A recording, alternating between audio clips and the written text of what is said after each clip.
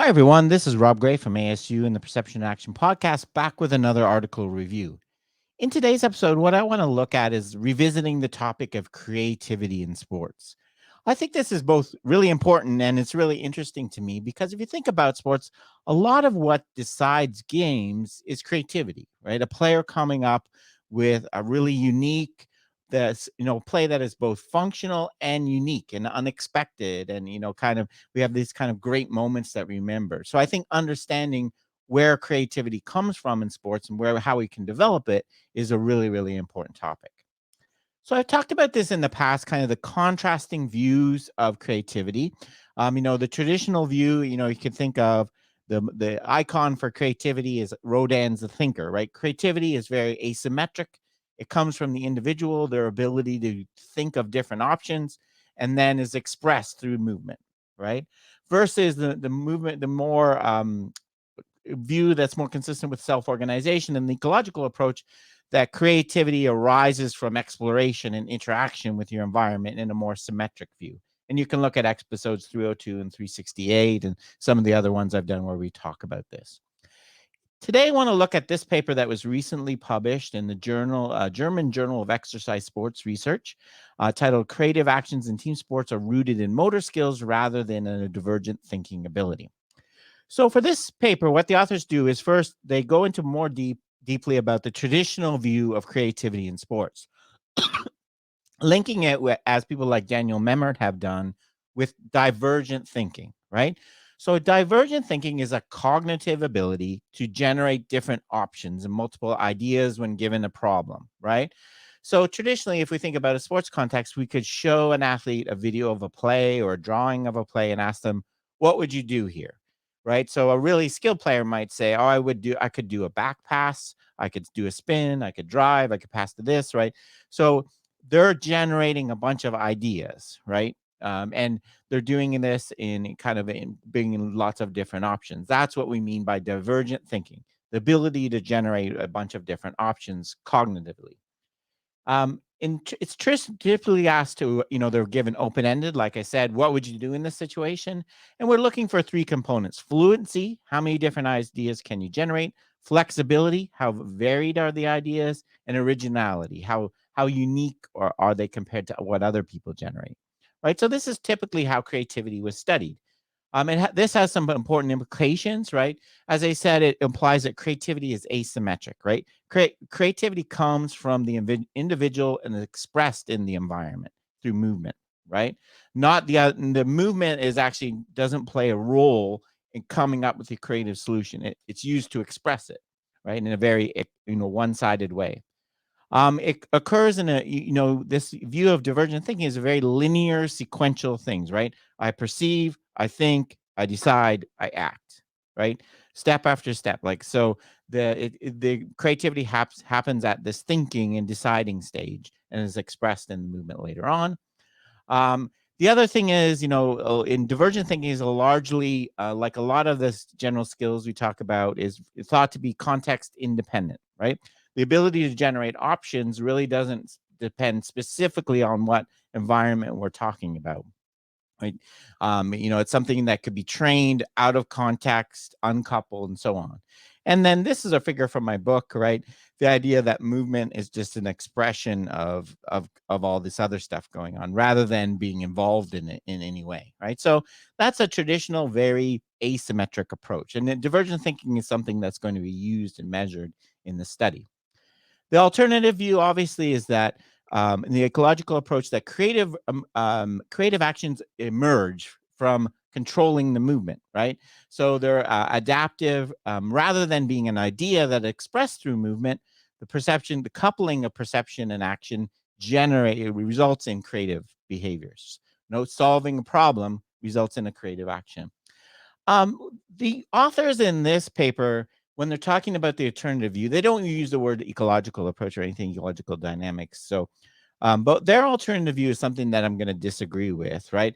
Their alternative view is that um, instead of thinking of creativity as coming from cognition and generating lots of ideas, they're going to argue the alternative is that creativity comes from having a large repertoire of skills, right? So they're going to argue that the sport they're going to study is soccer.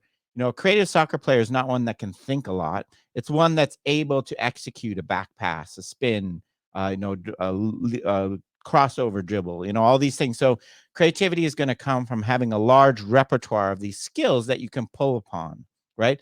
So it's almost asymmetric in the opposite direction, right? Instead of having lots of cognitions and thoughts and plans, it's having lots of movement skills. And as I said, I don't really love this conception of it, but we'll get to that.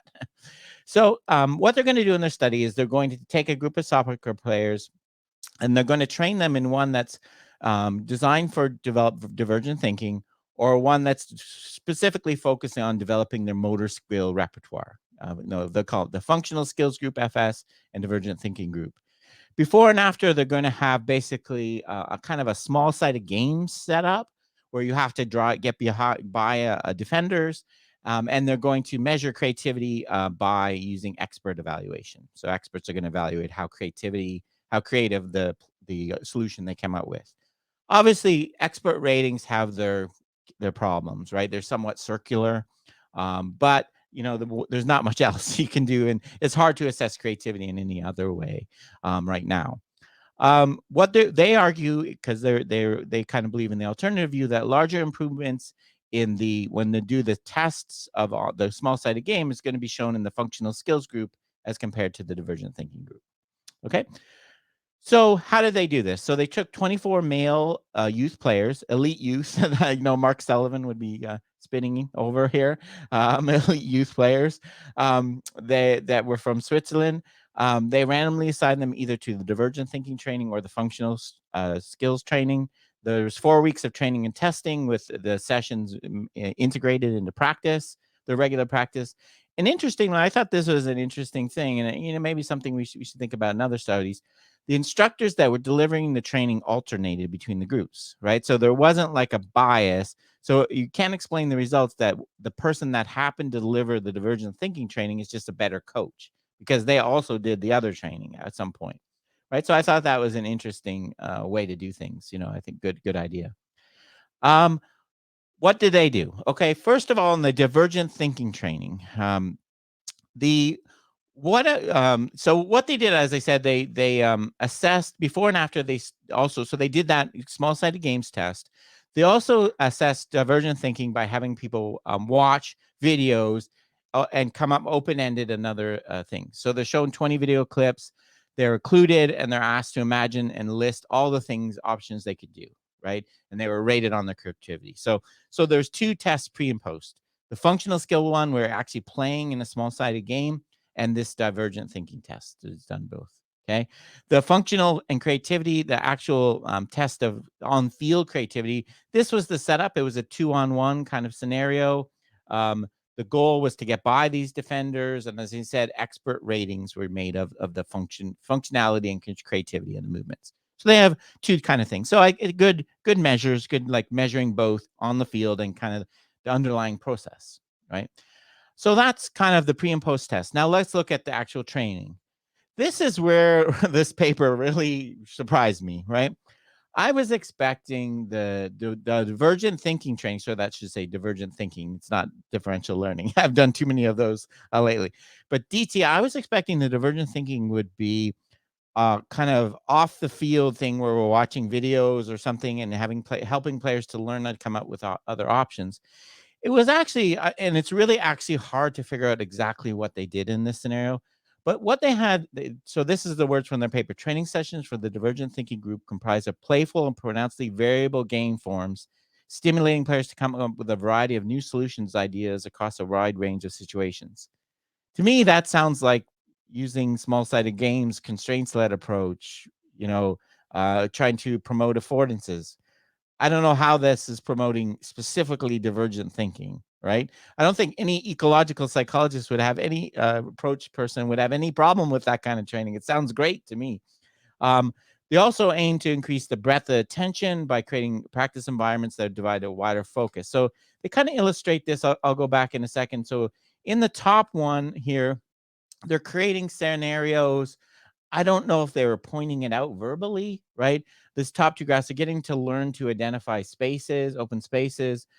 getting them like free play. As I said, again, I don't know how this you can call this divergent thinking training, right? This is the constraints led approach. This is small sided games amplifying affordances, right? Constraining to afford. I don't know how this is divergent thinking, but that's what they called it. Um, so that was one group. Call it the divergent thinking group.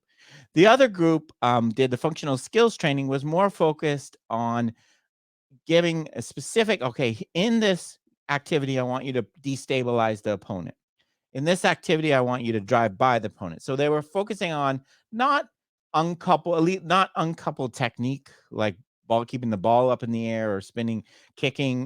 They were coupled, but they were focusing on specific skills, right? So, for example, they had a face to face where you had to try to get around this person, receiving, turning and receiving and after return. So it was good, coupled practice, focusing on those specific movement solutions, right?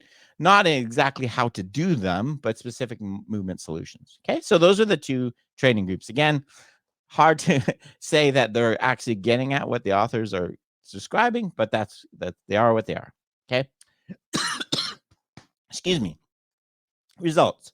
So first, looking at the divergent thinking score. So remember, this is when they watched a video that was where it was occluded and they're passively generating options, right?